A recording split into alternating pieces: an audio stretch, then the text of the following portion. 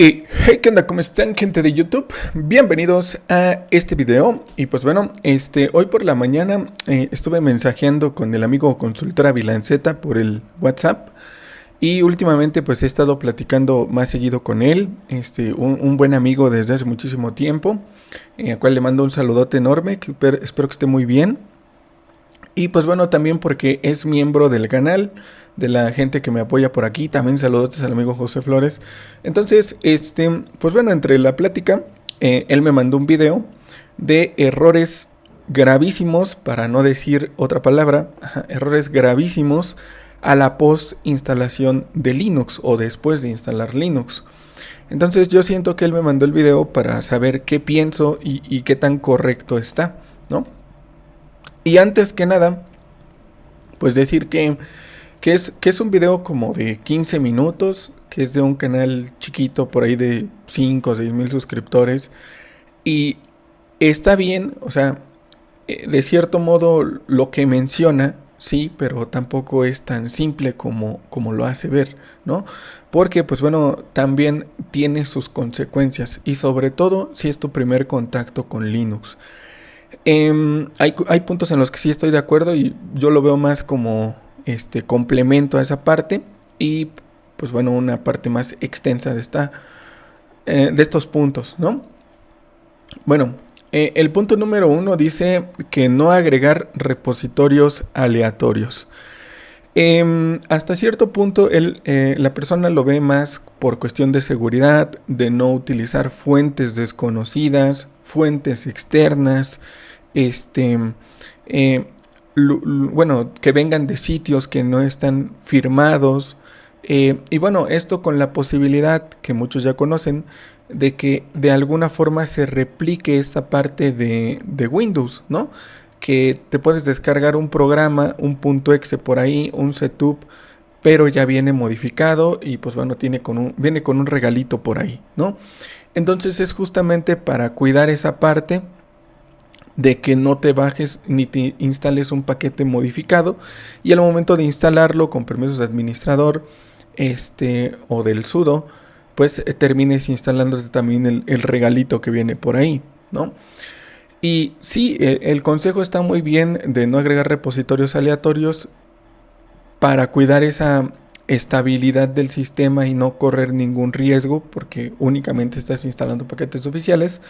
Pero hay situaciones, ¿no? Y yo a manera personal lo veo más por cuestiones de filosofías que siguen bastante marcadas, donde no puedes instalar cosas porque son de terceros. Entonces, por ejemplo, no sé, Docker u OBS, ¿no? Son paquetes que no figuran directamente en los repositorios oficiales de un Linux, pero que tienes que agregar el repositorio, firmarlo, o incluso el mismo Google o el Visual Studio Code, ¿no? Que por cuestiones de licencias no entra en la filosofía de Linux y por ende no viene indexado, ¿no? Al menos no de manera oficial. Con ello también vienen paquetes que son más complejos, más extensos e incluso por no romper el sistema de alguna forma. En los videos anteriores hemos visto cómo agregar, por ejemplo, PPA, un PPA del amigo de AdSnakes, que ya viene con el Python 3.13, ¿no? Y que ya en su repositorio al momento en el que estoy grabando el video ya está el 3.14. Pero ¿qué pasa? Si tú eres un desarrollador, sí vas a hacer uso de estar a la última de la última, porque vas a querer generar aplicaciones seguras y por ende las tienes que hacer en la plataforma, en el lenguaje que menos bugs tenga o agujeros de seguridad, ¿no? Por ende se asume y se da por hecho que muchas veces el software más actual es el que es menos vulnerable, ¿no? En este caso, esto también lleva a su consecuencia porque hay aplicaciones que únicamente corren en cierta versión en este ejemplo, Python, ¿no? Y requieren cierta versión para poderse utilizar. Para esto y para pronto, pues hay alternativas, ¿no? Ya sea gráficas como Conda o hay alternativas como instalar en un directorio alternativo para que no te esté sustituyendo directamente el del sistema y puedas utilizar ambos. Ajá. Pero a lo que voy es que más que no se deba de hacer, sí es una necesidad y no es una regla. Ajá. Al menos ya en el uso más profesional, ¿no? Y incluso yo me atrevería a decir que hay, por ejemplo, cosas de MySQL, cosas de PHP, que sí vienen en el repositorio oficial de los Linux, normalito de toda la vida, pero algunas extensiones o algunas características sí vienen en repositorios más extensos, ¿no? Por ahí habíamos visto lo que es el PHP Composer y algunas variantes que tiene por ahí y algunos conectores que cuando tú instalas cierto stack se van a requerir para funcionar. Y este mismo ejemplo aplica, ¿no? Entonces, está bien, sí, está bien el punto de no agregar repositorios aleatorios por seguridad, sí, pero depende del grado de conocimiento que tú tengas, ¿no? Porque no es una regla. Entonces, si tus necesidades te están llevando a requerir más de lo que el repositorio oficial te está dando, pues ahí sí lo tienes que hacer y para nada es malo.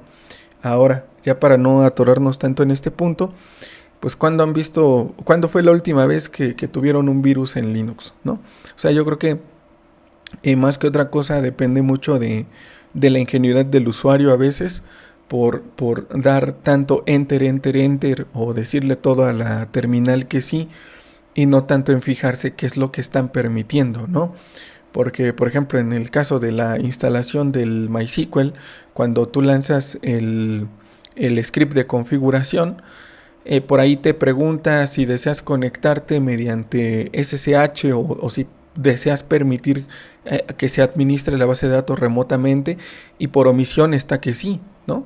Entonces hay que tener mucho cuidado con ese tipo de cosillas para que no pasen estas situaciones, ¿no? Es meramente más tener cuidado y conciencia de lo que se está haciendo, ¿no? Y bueno, el punto número 2, este está facilito porque dice no iniciar sesión como usuario root. Ajá. Yo creo que esto lo tienen algunas distribuciones específicas como lo es Kali, ¿no? Y Black Arch o Parrot también, que por omisión tiene el usuario root, que tienen cierto propósito, ¿no? De la ciberseguridad, ¿no?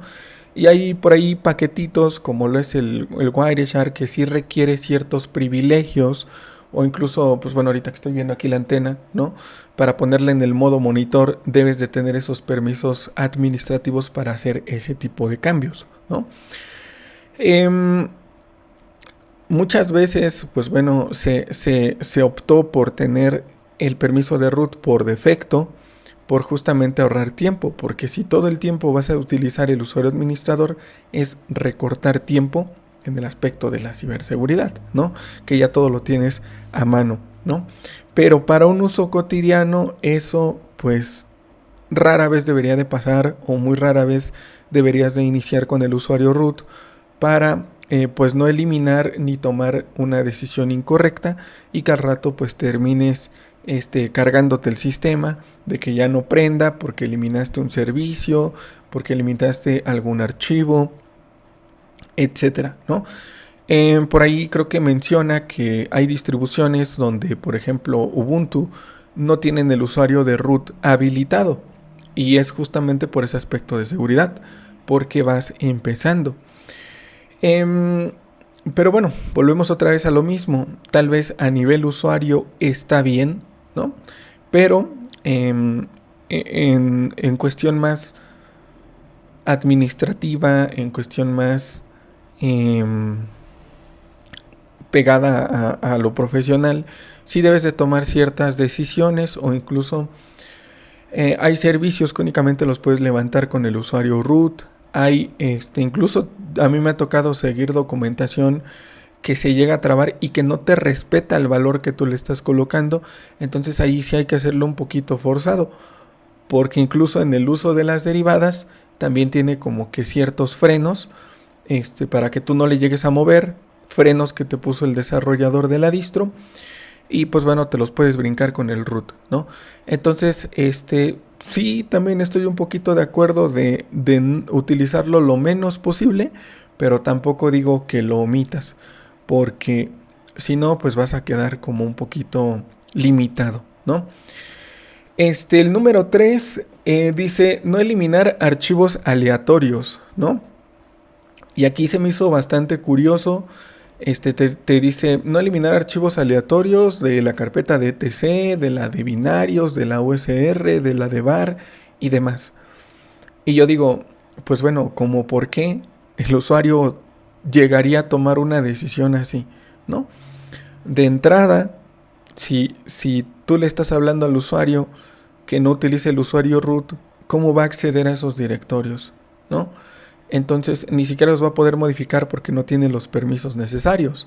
Ahora, el punto está en decir no eliminar archivos o carpetas random del sistema. Pues bueno, ¿ustedes qué considerarían que sería un mejor consejo? ¿No eliminar archivos aleatorios o aprender qué hace cada archivo y directorio aleatorio? ¿No? Qué significa la carpeta de binarios, qué significa la carpeta de OPT y por qué ahí tienes que instalar software de terceros, ¿no? ¿Qué hace la carpeta de var, etcétera? ¿No? ¿No sería más correcto como consejo a la post instalación aprender qué hace cada ruta del sistema y cuál es la jerarquía de la distribución?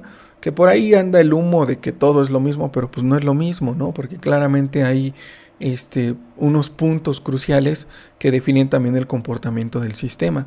Entonces, creo que ahí es un poquito falta de orden, ¿no? En el cómo se aprenden las cosas.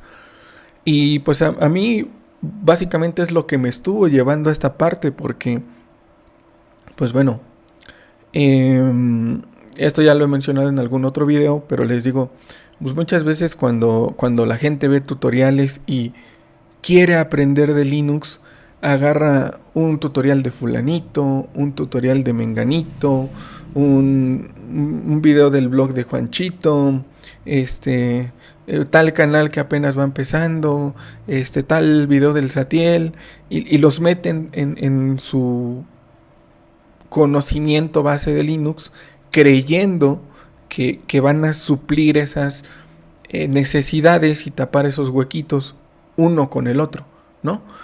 Pero depende mucho de las bases que tú tengas, ¿no? Porque esas bases, por mucho que las quieras, pues bueno, parchar, acomodar y demás, cada uno tiene una forma diferente de hacer las cosas, ¿no? Cada uno tiene cierta manera de pensar, ¿no? Por ejemplo, tu LinuxTuber lo va a hacer con software completamente open source y código libre y a lo Richard Stallman, porque considera que es lo correcto. Y está bien y es respetable, ¿no? Y muchos se van a sentir identificados con eso. Está bien. Pero como les vuelvo a decir, en el mundo real, en el mundo de la vida real, en el aspecto profesional, eso ya no es una opción. Porque queriendo o no, en el mundo de verdad te van a poner una Mac enfrente de ti. En el mundo real te van a poner un Windows. Y así como lo tienes que realizar en Linux, también lo tienes que saber replicar o duplicar en otros sistemas, ¿no? Y bueno, en esta parte, viéndolo en ese sentido, pues muchas veces las empresas, ¿no?, se decantan por el usuario más completo, porque tienes, en este caso, a tu LinuxTuber con todo el open source, todo el código libre, todo a lo Richard Stallman, y tienes un usuario multiplataforma que no nada más te maneja Windows, Linux y Mac, o OS X para los puristas, sino también los Unix, ¿no? Y no nada más los Unix tipo FreeBSD, sino los Wix Linux, los OpenBSD, ¿no? Que no nada más se quedan con una sola filosofía, sino también puedes perfectamente, así como utiliza Arch, va perfectamente a utilizar Parabola Linux, va a poder utilizar Hyperbola, va a poder utilizar otro tipo de sistemas, ¿no? Entonces es más versátil, es más completo y por ende más eficiente, ¿no? Y en esta parte, pues bueno, siento que eh, parte de ese orden, de esa manera correcta de hacer las cosas, es utilizando la herramienta correcta, ¿no? Si tú quieres diseñar, si tú quieres algo sencillo, pues vete a Mac. Si tú quieres programar, desarrollar, administrar servicios y demás, quédate en Linux. Si tú quieres jugar y hacer cosas de oficina, está Windows, ¿no? Y no va a pasar este tipo de cuestiones donde el usuario piensa que todo se puede hacer con Linux. Entonces, si no tienes esa base clara, vas a ir por la vida pensando que todo se puede hacer con Linux. ¿Se puede realizar? Sí, pero hasta cierto punto. O sí, pero no es lo ideal. O sí, pero vas a tener ciertos problemas, ¿no? Entonces, más que otra cosa sería definir qué es lo que tú quieres hacer, ¿no? ¿A qué te vas a dedicar? ¿Para qué quieres tu Linux? ¿No? Entonces, si tú te vas a dedicar a jugar, pues ¿qué haces perdiendo el tiempo? Evítate dolores de cabeza y quédate en Windows, ¿no? Que no tienes tiempo, que está muy difícil, que a lo mejor no te quieres meter tan a fondo y nada más quieres botones, pues ahí está Mac, ¿no? Entonces, cada sistema pues tiene como que cierto propósito, ¿no? Y bueno, parte de esto es el conocimiento de cómo funciona cada uno y cuál es su propósito. Entonces, pues esta parte, ¿no? Ahora, el número 4, no ignores las copias de seguridad, ¿no? Allí lo menciona como que no deberías de perder tu tarea, tus avances, cosas de tu trabajo, por una actualización, por un error del sistema, por un bug por ahí, ¿no? Voy a mencionar una herramienta que todo el mundo conoce, que es Timeshift, ¿no? Que realiza backups. Y bueno, sí, para el usuario convencional de casa, ¿no? Está perfecto porque no se pierden los archivos, o incluso para el usuario de oficina que trabaja en una oficina, también está perfecto tener esos respaldos. Pero para el usuario que quiere aprender, pues bueno, eso es como un freno en automático. A mí me gusta poner la analogía de carros porque es donde más gente me va a entender, ¿no? Imagínate que tú vas a aprender a manejar, ¿no? Entonces, tú te subes a un carrito y por X o Y razón te desviaste poquito y estás a punto de chocar con un árbol, ¿no? El time shift es como si te detuvieran antes del impacto, ¿no? Entonces, como si a lo mejor las bolsas explotaran antes de siquiera llegar a la colisión, ¿no? Y eso se va a replicar incluso antes de que llegues a chocar, ¿no? Antes de que te topes a un carro de frente, o que te llegues a desviar poquito, o choques con una pared, etcétera. Es como si esa parte se activara tarde o temprano, ¿no? Y, y pues bueno, tú vas a ir por la vida diciendo, pues no pasa nada. Total, se va a activar cuando pase algo grave, o el mismo carrito va a saber cuándo va a explotar las bolsas para yo estar bien. Pues bueno, creo que yo allí le comenté al amigo de la consultora, le digo, es como cuando te encuentras un carrito de los que están aprendiendo a manejar de la escuela de manejo, válgase la redundancia, y le das un cerrón para que se curta, ¿no? O sea, es algo inevitable. En algún momento todos pues hemos chocado un carro, aunque sea un doblez por ahí de la fascia, de, ¿cómo le digas? No sé, el, el salpicadera, no sé, la parte de atrás. En algún momento, siquiera un rasponcito, así como le dicen aquí en los Méxicos, un llegue, sí le vas a dar, tarde o temprano. Y eso te va a formar a ser más cuidadoso, te va a desarrollar cierto instinto de cuándo sí hacer y cuándo no hacer las cosas. O con qué cosas tener más precaución. Y ahí ya te pones a pensar, tal vez no es la velocidad correcta a la que yo debería de ir, porque si paso de cierta velocidad estoy más propenso a que pase esto, ¿no? Y con el caso de Linux, en tu aprendizaje es exactamente lo mismo. El TimeShift siempre te va a salvar de un kernel panic, de un error, de un software malintencionado, ¿no? De un error de la carencia de una librería, de un sistema mal instalado, de la desinstalación de algo crucial del sistema. Todo el tiempo vas a tener ese, ese as bajo la manga de regresar a cuando el sistema estaba bien. Ajá. Pero no es cuando tú te ves en esos estados críticos, cuando tú tomas acción a las cosas, ¿no? ¿Qué pasa cuando eres de esa gente como yo, ¿no? Así, que no utiliza nada de eso y que tienes tu sistema con tal vez dual boot y tienes cosas de tu trabajo y por alguna extraña razón en tu actualización de Linux se te desaparece el grupo porque no es compatible con bla bla bla bla bla, ¿no? Pues ahí es cuando tú buscas soluciones, cuando aprendes del sistema de arranque, ¿no? Cuando te das cuenta si tienes partición EFI o boot legacy, cuando tú te das cuenta el orden en el que están los sistemas, cuando tú te das cuenta de cómo es su proceso de encendido del equipo, ¿no?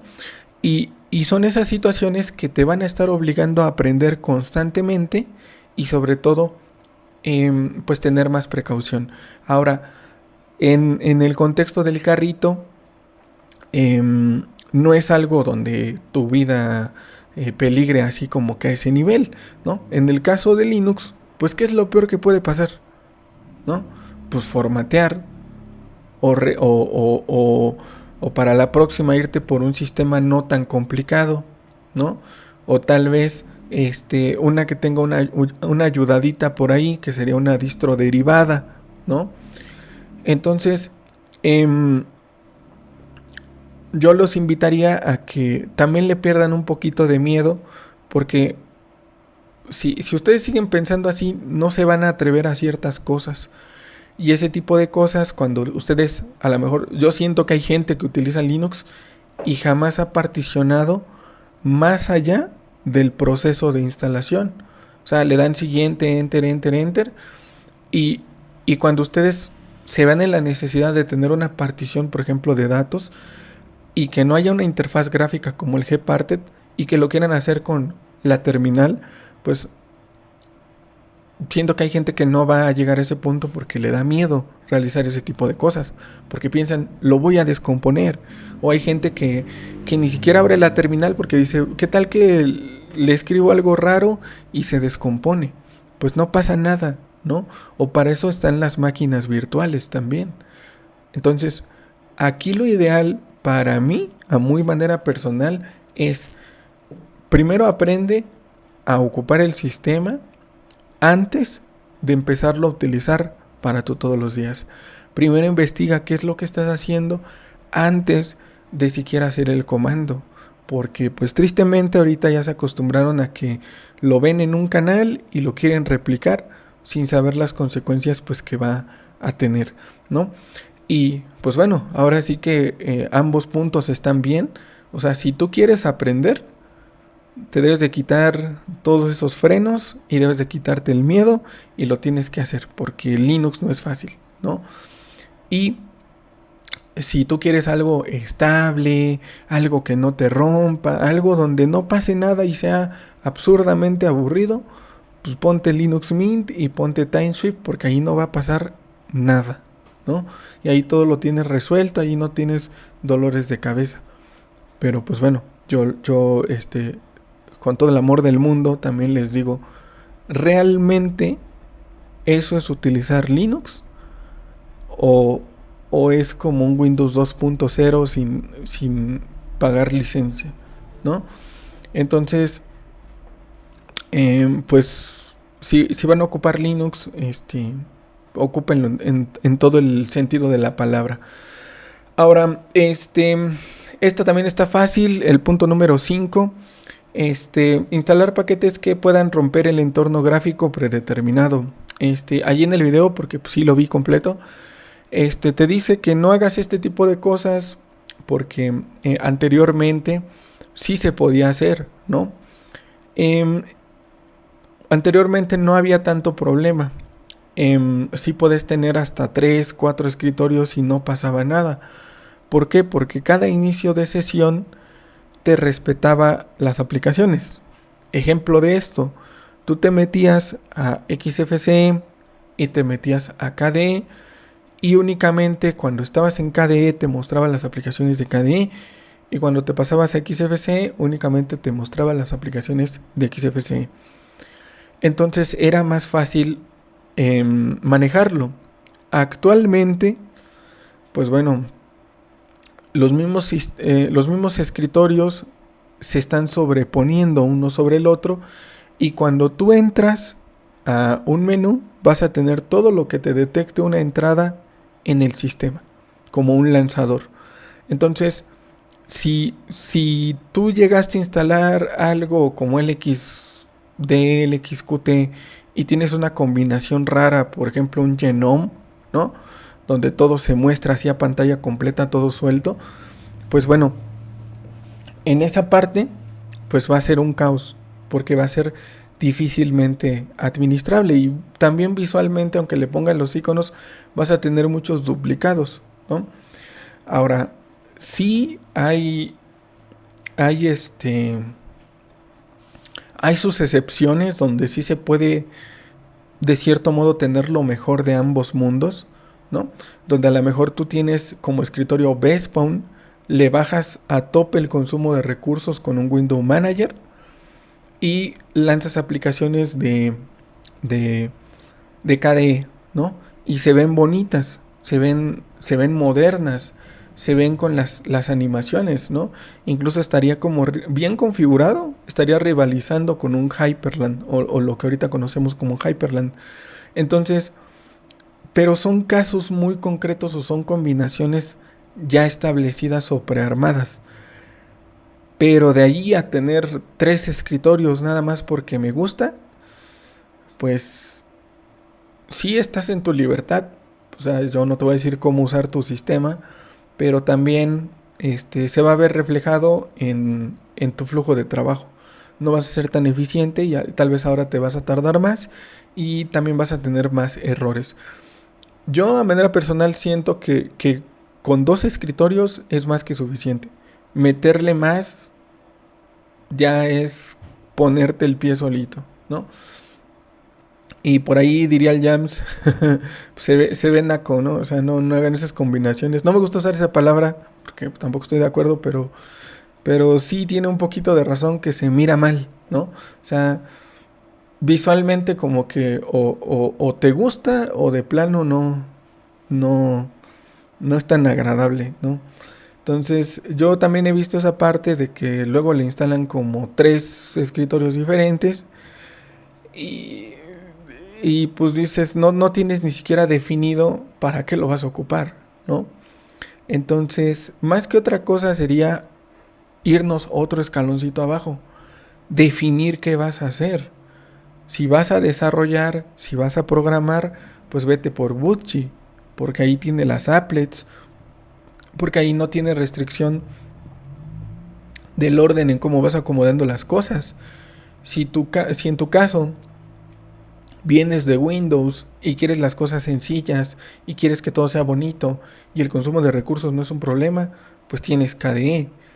Quieres Linux en su estado puro sin que alguien te diga que eso que estás utilizando no es Linux, pues ponte Genome, ¿no?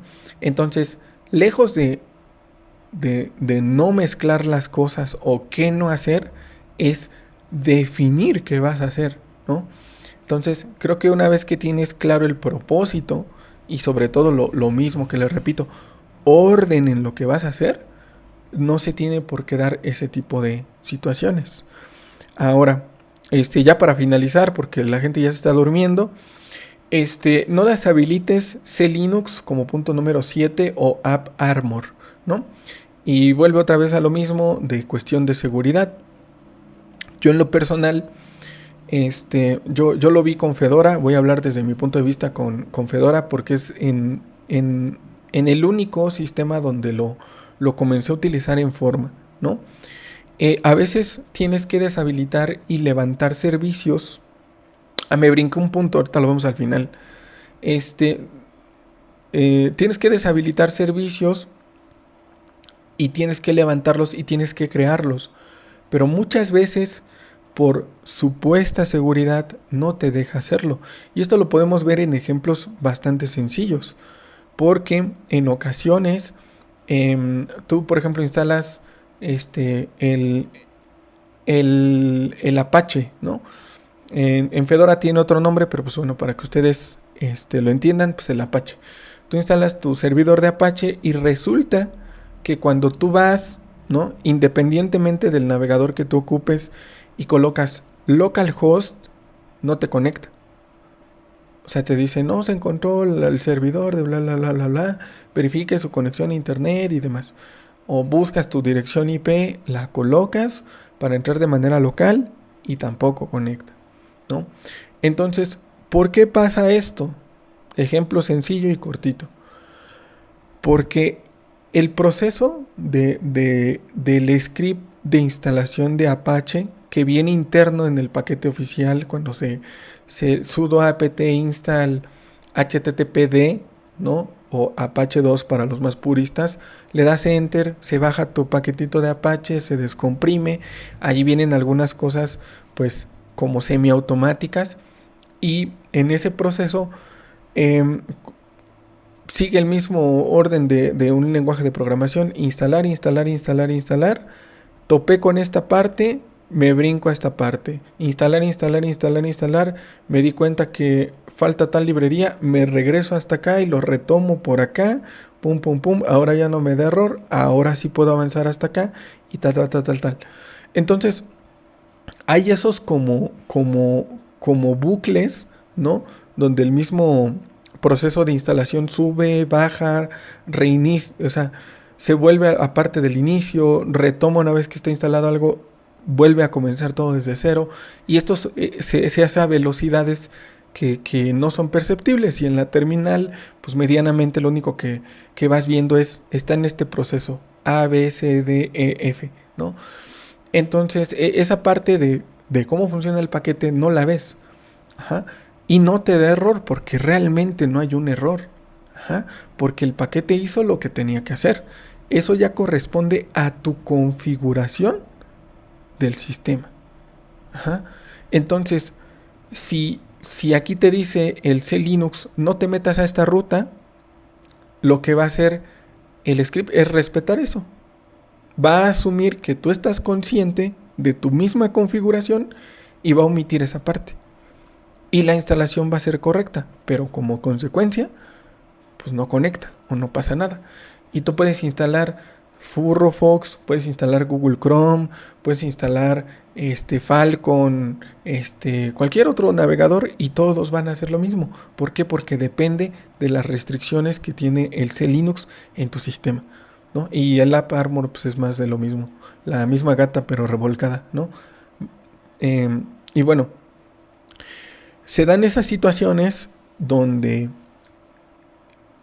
en el caso de Fedora sí viene con algunos ajustes, con configuración predeterminada, sí por tu seguridad, sí porque viene de Red Hat. Es decir, que al tener esa sentida empresarial, sí va a tener ciertos guiños que una distribución cualquiera como Debian o Ubuntu no tiene.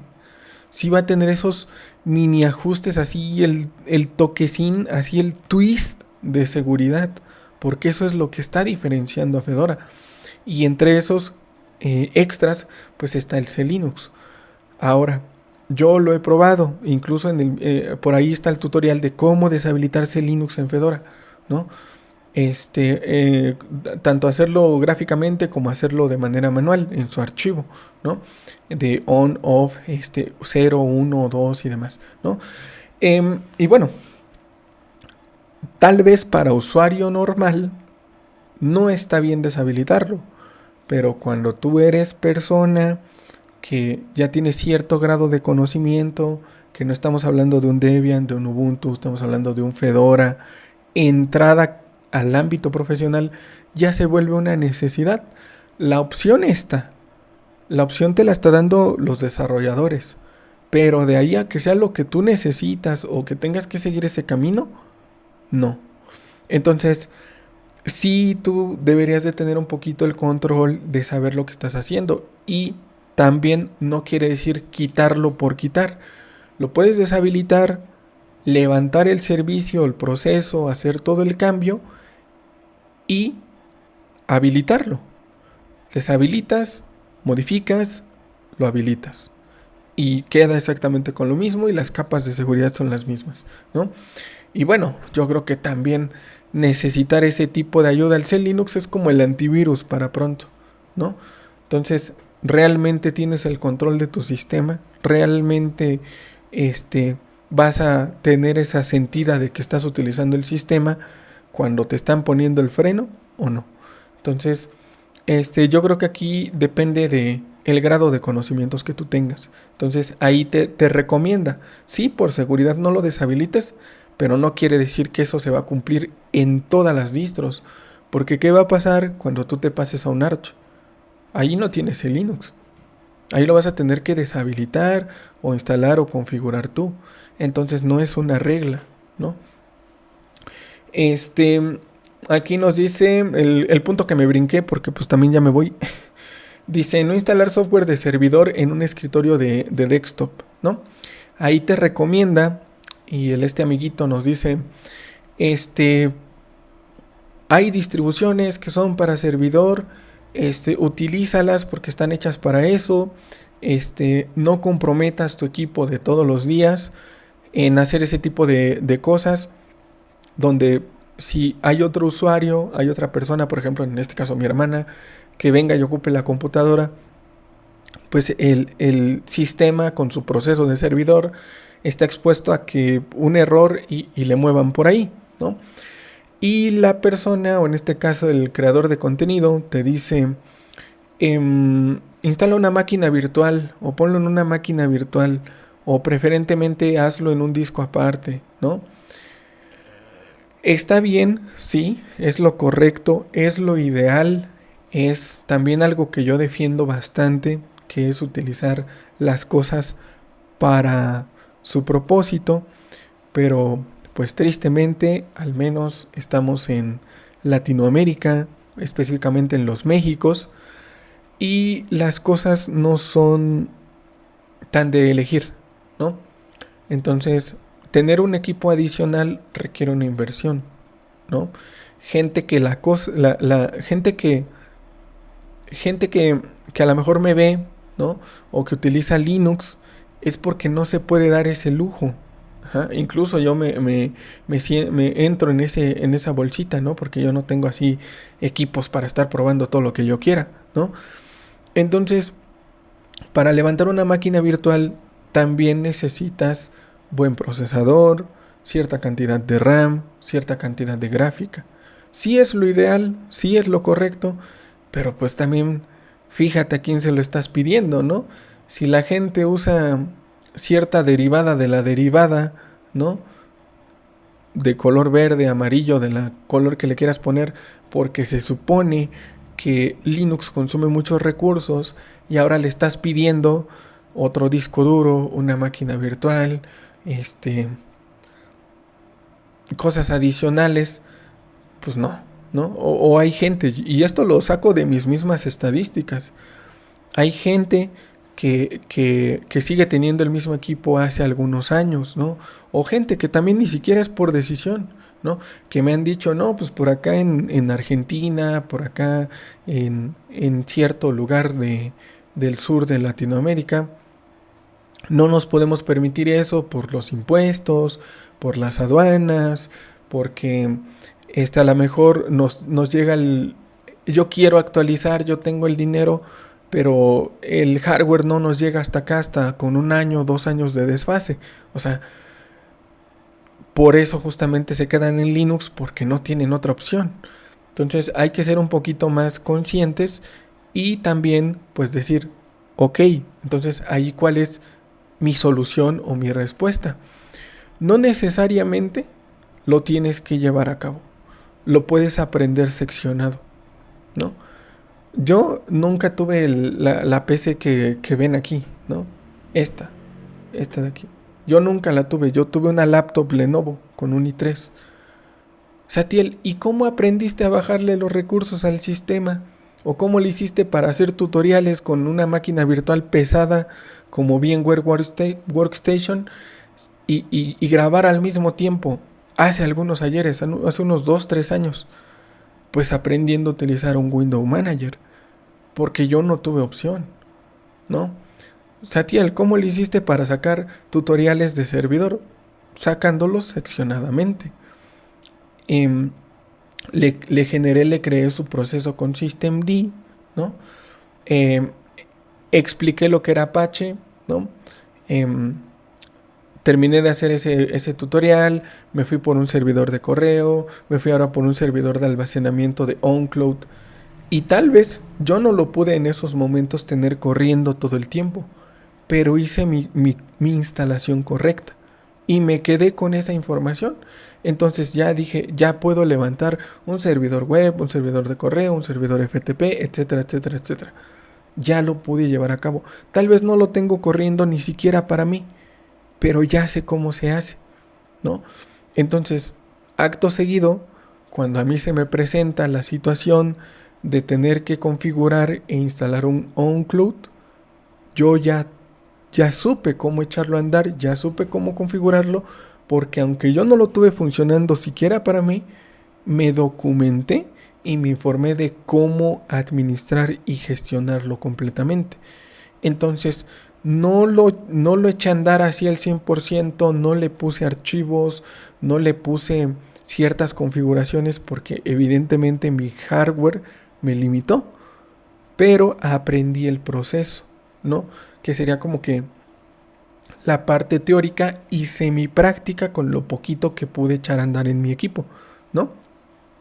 Y cuando yo lo llevé a cabo, no hubo diferencia alguna, porque el proceso lo tuve, lo supe hacer. Entonces, en ese aspecto, pues bueno, yo les diría, no es necesario que lo levanten así completamente y tengan allí un NAS y tengan allí tal equipo allí nomás arrinconado, prendido. No hace falta llegar a ese punto. Tú ve evaluando qué me falta. Ya levanté un servidor de Ubuntu, ahora lo voy a levantar en un Debian, que es exactamente el mismo proceso, pero en otra plataforma. Ahora lo voy a hacer en un Fedora, ahora lo voy a hacer en otra distro más complicada, ¿no?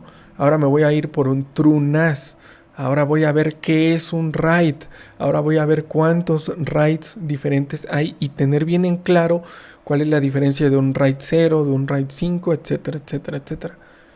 Y cuando tú llegues a realmente levantarlo eh, ya con condiciones y demás, pues no va a ser complicado, porque ya nada más va a ser pues como ensamblar las piezas de un rompecabezas, ponerlo todo en su lugar y ahí sí tienes cancha donde correr todo, porque lo realmente importante ya lo tienes, ya tienes la información, ya tienes el procedimiento, ya tienes la información actual, ya lo has replicado en N cantidad de distribuciones, entonces ya no va a ser tan difícil y tampoco nos vamos a ir al estándar más grande porque muchas veces también pues las empresas, sobre todo aquí en los Méxicos, no son el ejemplo de optimización, ¿no? A lo mejor también utilizan un Debian por ahí de hace años, un Debian 10, utilizan por ahí un Ubuntu 24, 20.04, no sé, algo por ahí. O sea, tampoco van a la par de las distros, ¿no? A mí me tocó llegar a ver un Fedora 17 instalado todavía en 2024. O sea, no sé ni cómo le hicieron para que los repositorios les funcionaran, pero lo tenían andando, ¿no?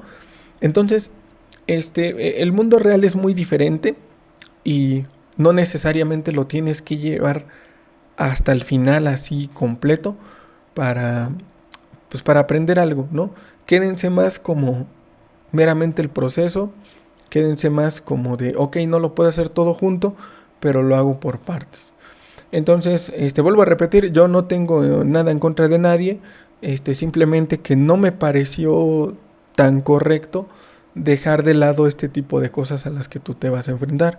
Y como les digo, sí puedo ver a los Linuxtubers o los nuevos Linuxtubers, los que están saliendo pues por ahí, como cierto apoyo. Sí sé que le están echando ganitas, sí sé que están haciendo su parte en aportar, sí sé que también el usuario los presiona a hacer videos cortos, pero tampoco es lo correcto, ¿no? O sea, está bien, sí, pero no es como que una ley, porque requiere orden, requiere bases, requiere informarte para llegar a un resultado eficiente. No nada más de no hagas esto sin saber por qué no lo debes de hacer.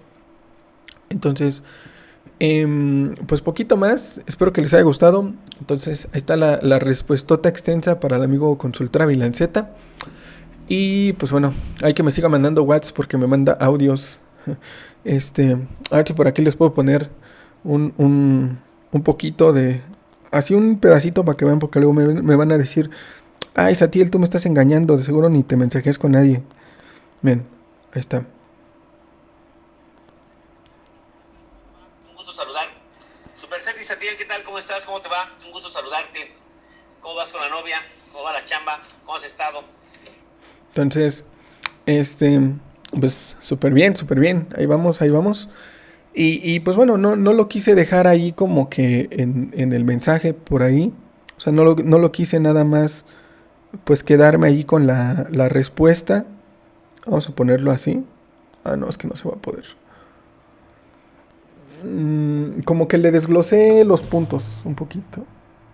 A ver si alcanza a ver. Perdón mi brillo de señora, ¿no? Entonces, le quise responder qué opinaba de cada punto.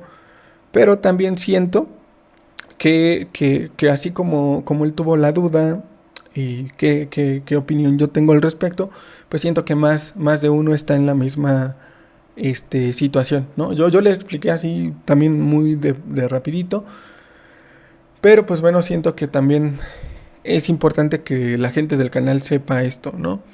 Y pues bueno, no sé qué opinen de la dinámica. Como les vuelvo a repetir, no le estoy tirando a nadie, ni siquiera les estoy diciendo cómo se llama el video, ni quién es, ni nada de nada. Simplemente qué pienso acerca del respecto, qué tan correcto, como les digo, sí hay cosas donde sí estoy de acuerdo, pero hay otras que la solución es más compleja de lo que parece.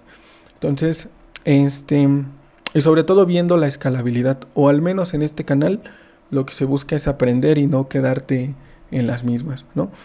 Entonces aquí sí vemos las cosas a largo plazo y sobre todo el impacto que van a tener a futuro. Entonces, hasta aquí lo vamos a dejar. Espero que les haya gustado.